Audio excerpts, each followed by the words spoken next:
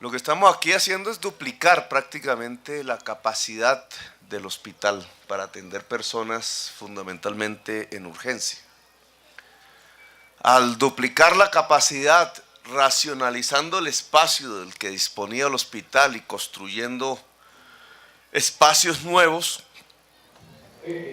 pues garantizamos que las personas que por alguna razón tengan que acudir de urgencias puedan tener un tratamiento mucho más digno, mucho más calificado, mucho mejor para su estatus como ser humano.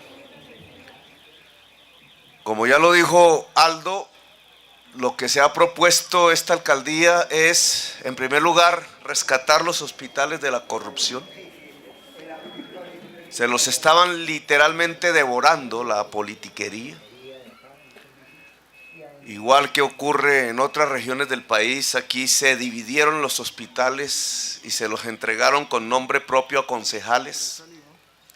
Y los concejales los ordeñaron a partir de una contratación, la mayor parte de ella fraudulenta, que fue ordeñando los recursos que el Estado destina a los pobres y a los trabajadores y a la ciudadanía en general, a sus caudas electorales, a su manera de hacer la política, generalmente comprando votos o engordándose, engordando su propio pecunio personal.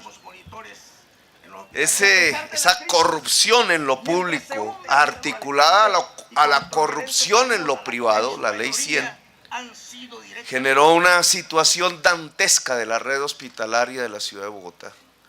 La recibimos literalmente muerta.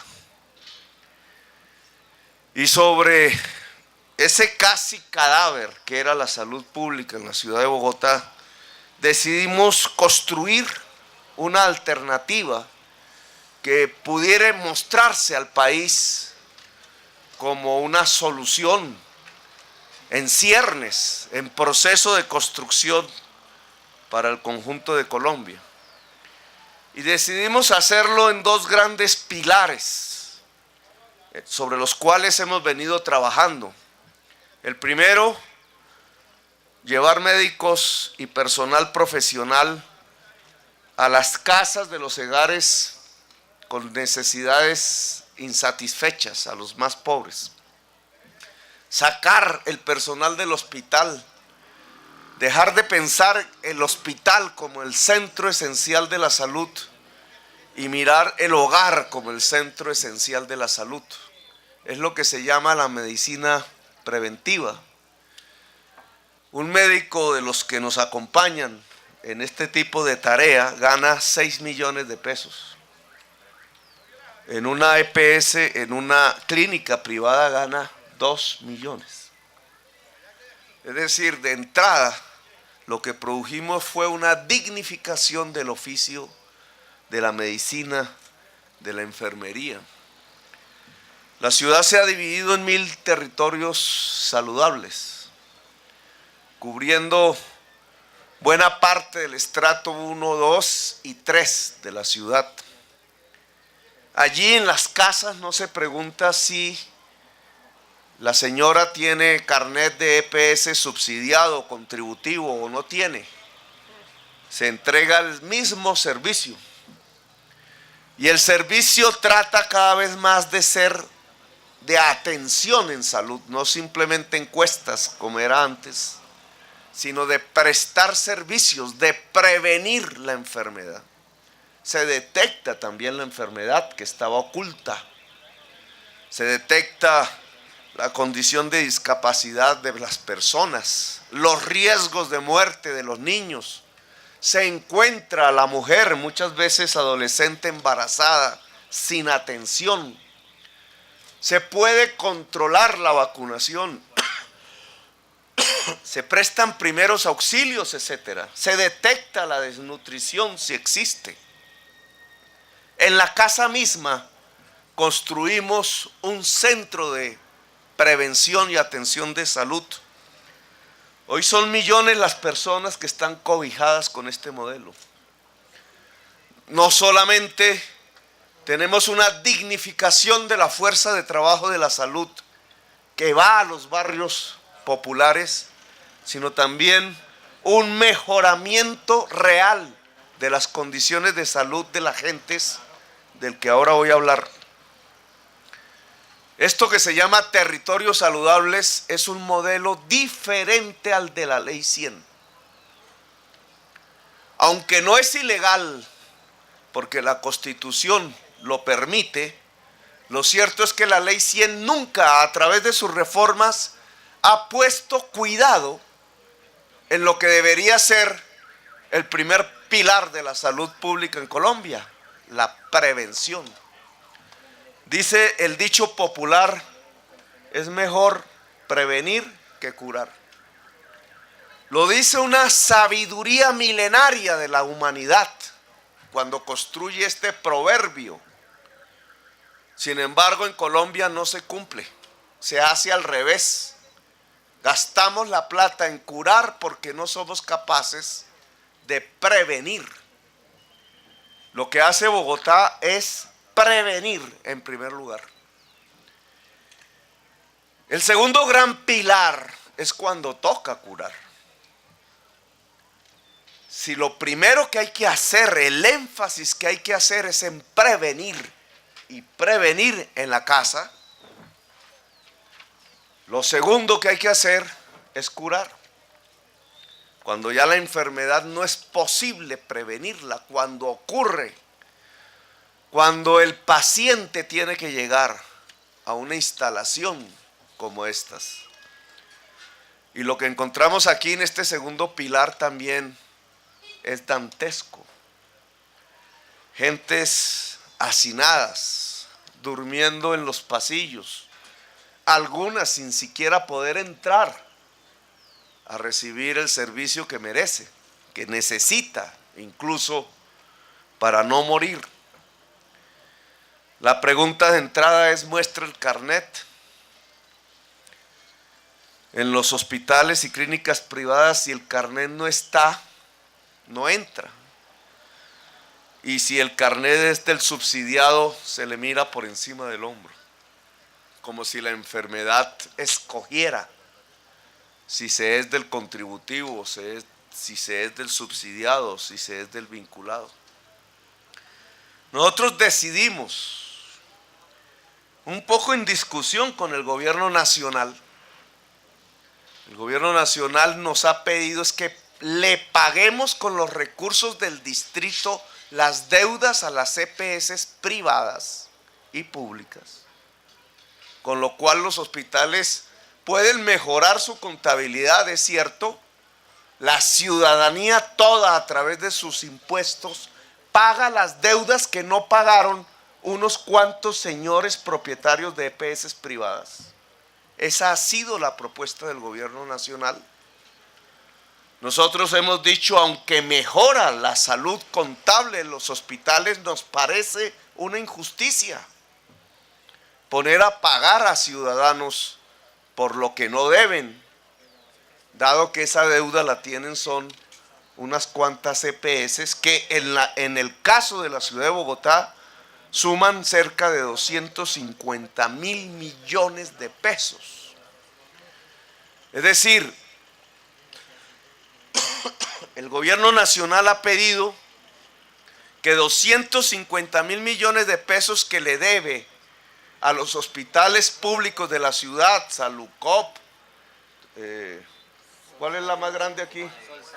Sol Salud, Humana Vivir, etcétera, y unas públicas del orden nacional como Caprecón, que la ciudadanía pague esos 250.000 millones de pesos que las EPS privadas y alguna pública deben. Nosotros preferimos fortalecer los hospitales. Y un poco en contravía, hay que decirlo, de esa política nacional, hemos querido que los recursos de la llamada cuenta maestra, que es un fondo que queda por última vez, no se reproduce, es el último ahorro que le queda a la salud, se destine a especializar los hospitales de la ciudad de Bogotá.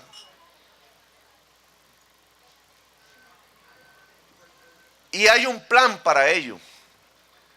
Ya con la Secretaría de Salud, cada hospital de los que estamos viendo a lo largo y ancho de la ciudad de Bogotá, hospitales públicos, tendrá un vector de especialidad. Queremos que ese hospital, en eso en que se especialice, sea lo mejor de la ciudad y del país, de tal manera que pueda atraer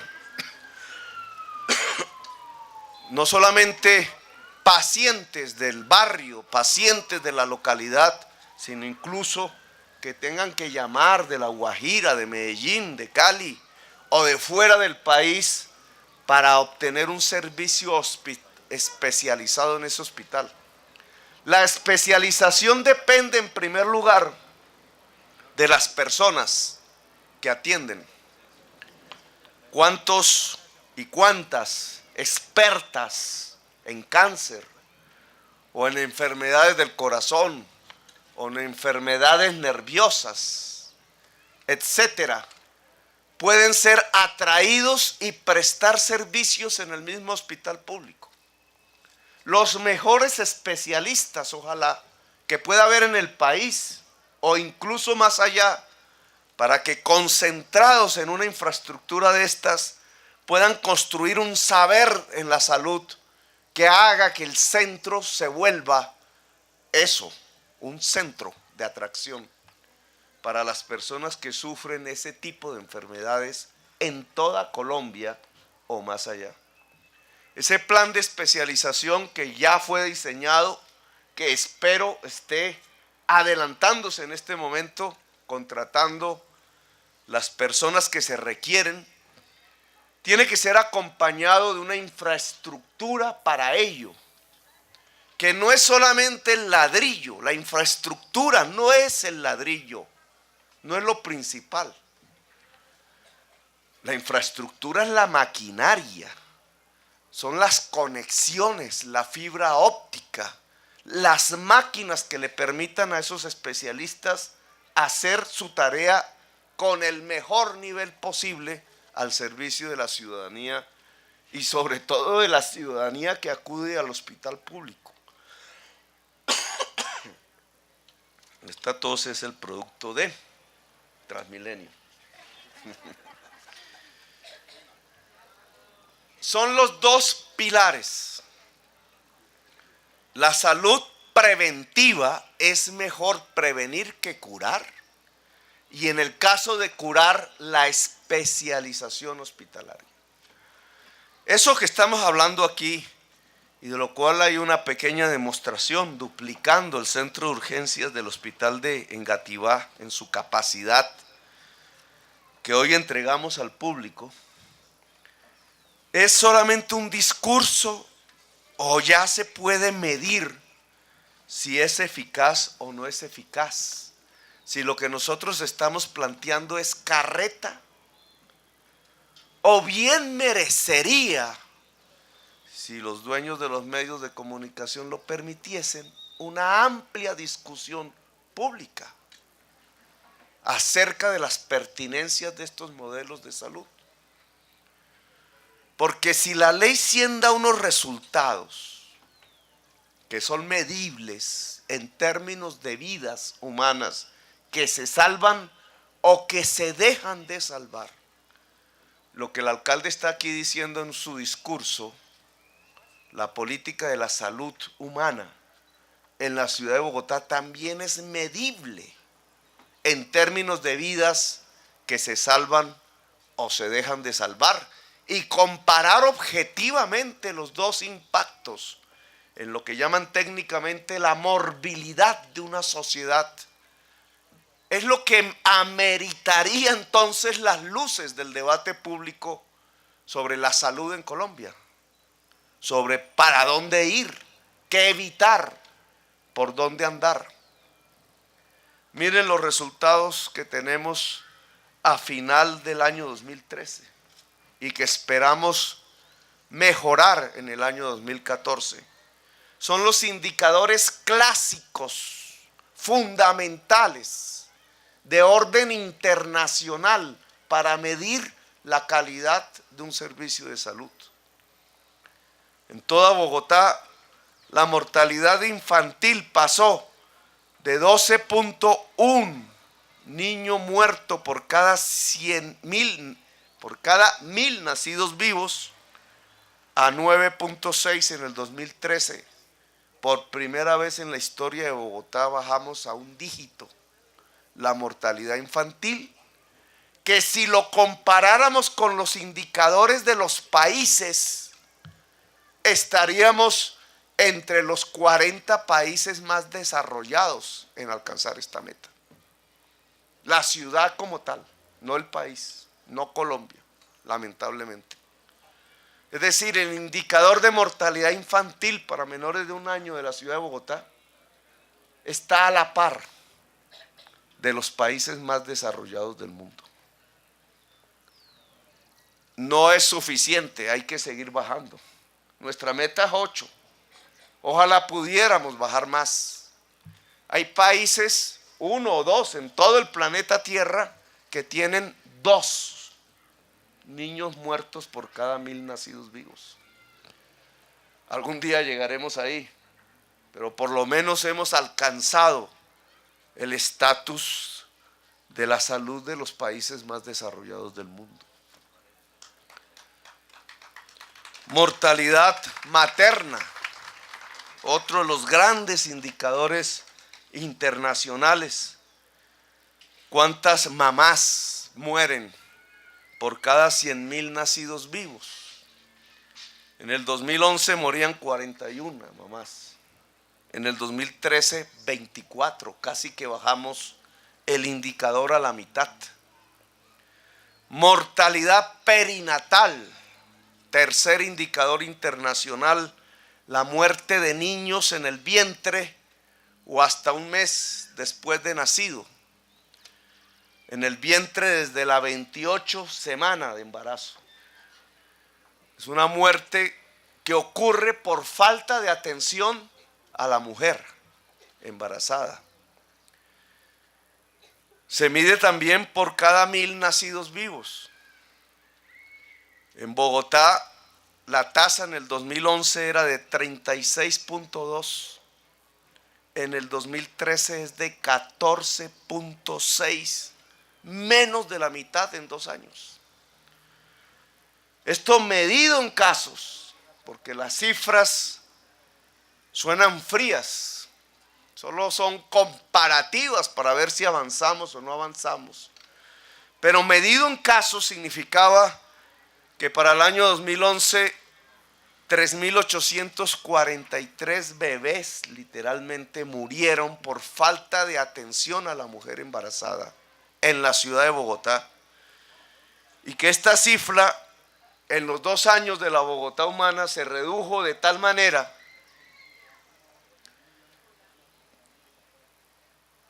que hemos salvado, si se puede decir la palabra, casi 5.000 bebés en 2 años, que si no hubiéramos implementado el modelo de salud preventiva y hubiéramos continuado como estaba el año 2011, hoy estarían muertos y en cambio hoy están en sus cunas, en el calor de su hogar.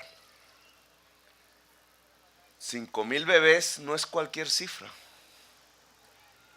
Es casi un pequeño municipio que vive hoy dentro de la ciudad de Bogotá en términos de niños de menos de 1 año, vivos, porque simplemente no dejamos actuar automáticamente la ley 100 y porque se creó un modelo de atención especializada en los hogares infantiles, en los hogares de la ciudad de Bogotá. Mortalidad por neumonía en menores de 5 años. En el 2011 morían 65, ha bajado a 43. Mortalidad de niños menores de 5 años que se mide por cada 10.000. ¿Cuántos niños mueren por cada 10.000 que habitan la ciudad de Bogotá? La tasa era de 24.5 en el 2011, bajamos a 19 en el 2013, lo que significa en el periodo de 2 años casi 1,000 niños menores de 5 años que, pudiendo morir gracias al cambio del modelo, hoy están vivos. La enfermedad diarreica aguda mató en el 2011 7 niños, ha bajado a 2 en el 2003. La mortalidad por desnutrición en menores de 5 años, que es el indicador que mide la pobreza y la riqueza de las naciones. Las naciones ricas no tienen niños que se mueran de hambre. Las naciones pobres están llenas de indicadores de niños que se mueren de hambre. Bogotá hace unos 6 años tenía 250 casos de niños que morían por causas derivadas de la desnutrición. ¿Saben cuántos casos hubo el año pasado hasta el 31 de diciembre? 0. Por primera vez en la historia de 5 siglos de la ciudad de Bogotá, 5 siglos, en un año, el año 2013, no mueren niños por causa de desnutrición o asociadas al hambre en la ciudad de Bogotá.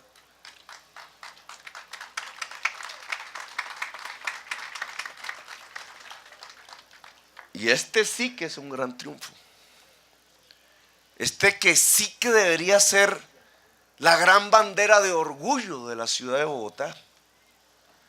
El titular de 5, ¿cómo se llama? Columnas. La gran primera página. Bogotá por primera vez en su historia no tiene un solo caso. Es más, no solamente a 31 de diciembre del 2013, sino a hoy.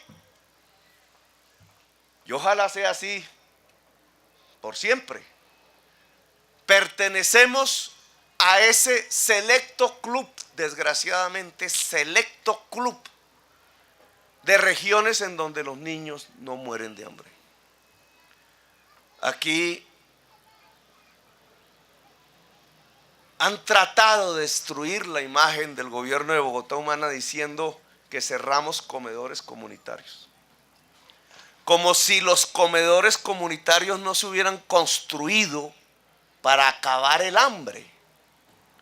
Recuerdo yo que la consigna era Bogotá sin hambre. El comedor es como el cuchillo y el tenedor, un instrumento para comer. Pero el objetivo de la política es la comida. Y que la comida sea nutritiva. Estamos confundiendo los medios con los fines. Con el fin de hacer daño, entonces miren cómo cierran comedores. Claro, una ciudadanía brava, indignada con tal hecho, debería decir: van a morir más niños de hambre. ¿Cómo se entiende una campaña hecha diciendo que cerramos comedores con un indicador de estos que dice que por primera vez en la historia ningún niño muere de hambre en la ciudad? Se entiende con que confundimos los medios con los fines. El fin era que Bogotá no tuviera hambre. Y uno de los indicadores para saber que Bogotá no tiene hambre es que ninguno de sus niños se muera de hambre. Lo conseguimos. Esta sí es la Bogotá sin hambre. Falta, yo sé, pero lo conseguimos ¿cómo? No esperando que la mamá simplemente se llevara al niño a un comedor comunitario, sino llevando el médico con la comida hasta la casa donde está la mamá, cosa que sí no fue registrada en la mayoría de los medios de comunicación, pero que ha dado este resultado inocultable de la Bogotá humana. Una ciudad donde los niños no mueren de hambre. Mortalidad de lactantes por tosferina 2012, 23 casos. 2013, 3 casos. Disminución del embarazo adolescente. Tanto en el peor de los casos, niñas entre 10 y 14 años, como en el caso de adolescentes entre 15 y 19 años. El 8, antes de ayer, se conmemora el Día de la Mujer, porque varias trabajadoras hace más de un siglo murieron encerradas, explotadas en una fábrica de Nueva York de camisas. Y a partir de esa muerte dantesca de las mujeres quemadas, trabajadoras, se conmemora ese día. Cuando nosotros llegamos aquí, encontramos una serie de vacunas. La vacunación en Bogotá llegó casi al orden del 100%. Pero había una vacuna que es exclusiva de las mujeres. Y esa tenía una cobertura como del 1%.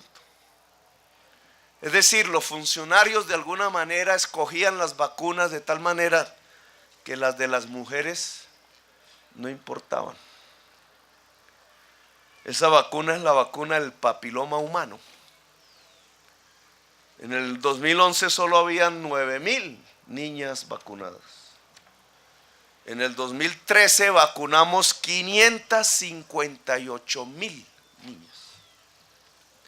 De 9,000 a 558,000, casi cubrimos el 100%. Quitando un sesgo machista incluso en el uso de las vacunas y acabando una segregación de género que existía en el sistema de salud en la ciudad de Bogotá y en el país. Esas son las estadísticas. Esas son las realidades. Son inocultables, aunque se quieran ocultar. Porque esas estadísticas muestran que prevenir es mejor que curar. No se lo inventó Petro, no se lo inventó la Bogotá humana, no se lo inventaron hace 3 años. Se lo inventó la humanidad hace como 10,000 años, por lo menos, de historia del que tengamos conocimiento. Prevenir es mejor que curar, lo aplicamos en Bogotá y lo redescubrimos. Los indicadores de Bogotá son muchísimo mejores que los del país. El país necesita que su modelo de salud sea construido sobre la base de que prevenir es mejor que curar. Aquí esperamos que al 31 de diciembre del año 2015, podamos con cifras en mano concretar los 2 programas, la cobertura total del servicio de salud preventiva en los hogares de la ciudad y la especialización con infraestructura en la red pública hospitalaria, que para ese entonces ya tiene que estar completamente concretada y acabada, con una inversión de cerca de $500 millones de pesos que vamos a destinar no para pagarle las deudas a las EPS privadas, sino para rescatar la infraestructura pública.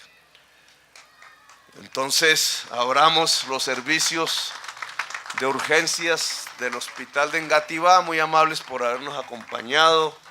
Gracias a ustedes.